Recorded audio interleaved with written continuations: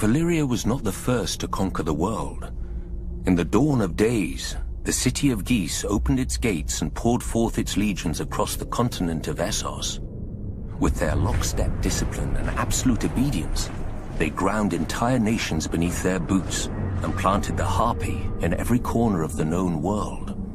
What they didn't destroy, they chained. Slavery is as old as man, but until the Ghiscari, it was never an art. The slave lords grew rich and fat as pyramids were raised around them, pleasure houses were filled, and fighting pits were opened. Nobody remembers if the waters around Ghis had names before the Empire, but ever since, we know them only as Slaver's Bay and the Gulf of Grief. Of Ghis, however, nothing remains but ruins, where end all great civilizations.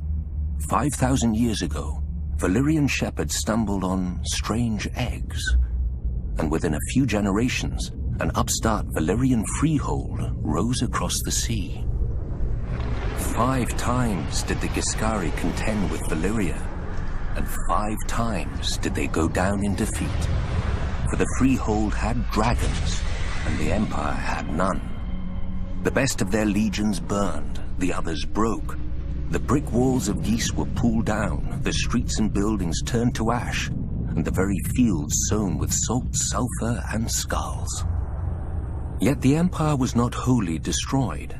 Astapor, Yunkai, and Meereen, once lowly colonies along Slaver's Bay, survived, and even thrived.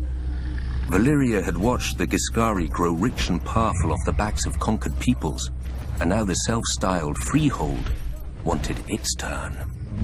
While the Dragon Lords brought the world to heel, the slave markets of their former enemy never lacked for flesh. Lamenting the lost empire, the descendants of old Ghis grew rich and fat. The doom fell on Valyria, and the Dothraki rose to pillage most of the continent at will. But gold-laden Astapor, Yunkai, and Meereen continue as they have for thousands of years, untouched. For even the Horse Lords understand what the Ghiscari taught Valyria so long ago. What good are slaves without slavers?